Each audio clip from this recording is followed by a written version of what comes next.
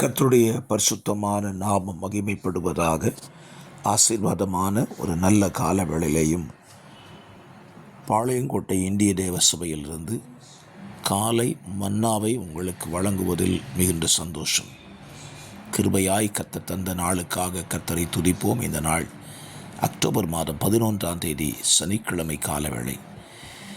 இந்த நாளுக்கான வேத தியான பகுதி 1 சாமுவேல் 24ஆம் அதிகாரம். 24ஆம் அதிகாரத்தில் 22 வசனங்கள் இந்த அதிகாரத்தில் இருக்கிறது. இந்த அதிகாரத்தின் சாராம்சம், தாவீதும் சவுலும் ஒருவரை ஒருவர் சந்தித்து கொண்டதில் அவர்கள் இருவரும் பேசிக்கொண்ட காரியங்கள் இந்த அதிகாரத்தில் இருக்கிறது. இந்த காலை தியானத்திற்காக 7வது 6வது வசனத்தை வாசிக்கிறேன். அவன் தன் மனுஷரை பார்த்து, கர்த்தர் அபிஷேகம் பண்ணின என் ஆண்டவன் மேல் என் கையை போடும்படி இப்படிப்பட்ட காரியத்தை நான் செய்யாதபடிக்கு கர்த்தர் என்னை காப்பாராக.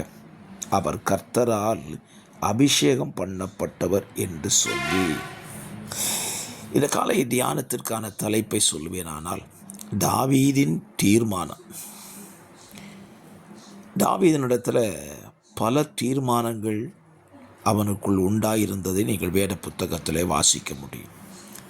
அதில் ஒரு தீர்மானம்தான், கர்த்தர் அபிஷேகம் பண்ணப்பட்டவன் மேல் என் கையை நான் போட மாட்டேன். இந்த காலவெளியின் வார்த்தையை கேட்கிற கர்த்தருடைய பிள்ளைகளே, நீங்களும் நானும் இந்த தீர்மானத்தை நம்ம வாழ்க்கையில் எடுத்துக்கொள்ளுகிறது நமக்கு நல்லது. கர்த்தர் அபிஷேகம் பண்ணின யார் மேலேயும் நம்ம கையை போடக்கூடாது. அப்படின்னா நீங்கள் கேட்கலாம், கை போடுதல் என்றாலே பல அர்த்தம் இருக்குது. அவங்கள அடிக்கிறது இல்லை, அவர்களுக்கு விரோதமாய் எழும்புவதோ அல்லது அவர்களுக்கு விரோதமாய் தீங்கிழைப்பதோ போன்ற காரியத்தை செய்யாதிருத்தல். ஏன் அப்படின்னா, அவங்க அபிஷேகம் பண்ணிக்கிடலை, அவங்கள அபிஷேகம் பண்ணினது கர்த்தர். ஒருவேளை கர்த்தர் கொடுத்த அபிஷேகத்தை அவங்க இழந்து போயிருக்கலாம். பண்ணினது கர்த்தர் அல்லவா? அதனால தான் தாவீது சொல்லுகிறான், கர்த்தர் அபிஷேகம் பண்ணினவர் மேல் என் கையை போட மாட்டேன். இன்றைக்கும் எத்தனை தேவ பிள்ளைகள், ஏன் தேவ ஊழியர்களே தேவனால் அபிஷேகம் பண்ணப்பட்டவர்களுக்கு விரோதமாக எழும்பி செயல்படுகிறார்கள். ஆலயத்துக்கு வருகிற விசுவாசிகளை எடுத்துக்கொள்ளுங்களேன்.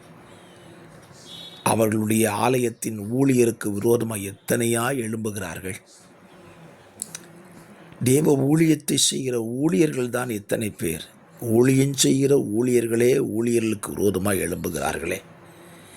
அவங்களுக்கு இந்த வார்த்தை மனதில் பதியவில்லையோ என்று எண்ண தோணுகிறது. இந்த காலவேளையில் உங்களுக்கும் எனக்கும் இந்த வார்த்தை பதியட்டும் என்று சொல்லுகிறேன். கர்த்தர் அபிஷேகம் பண்ணினவனுக்கு விரோதமாக ஒரு நாளும் எழுவாதிருப்போம். பாருங்கள், வேத புத்தகத்தில் தேவனால் அபிஷேகம் பண்ணப்பட்டவனுக்கு விரோதமாய் ஒரு மனுஷன் எழும்பினான். பெத்தேலின் தீர்க்கதரிசிக்கு விரோதமாய் யெரொபெயாம் ராஜா எழும்பினான். சம்பவித்தது என்ன? அவன் கையை நீட்டின கையை மடக்க முடியாமையே போயிற்று. அதனால அந்த பெத்தேலின் தீர்க்கதரிசி வல்லமையானவன் என்று அல்ல, அவனை அபிஷேகம் பண்ணினவர் வல்லமை உள்ளவர்.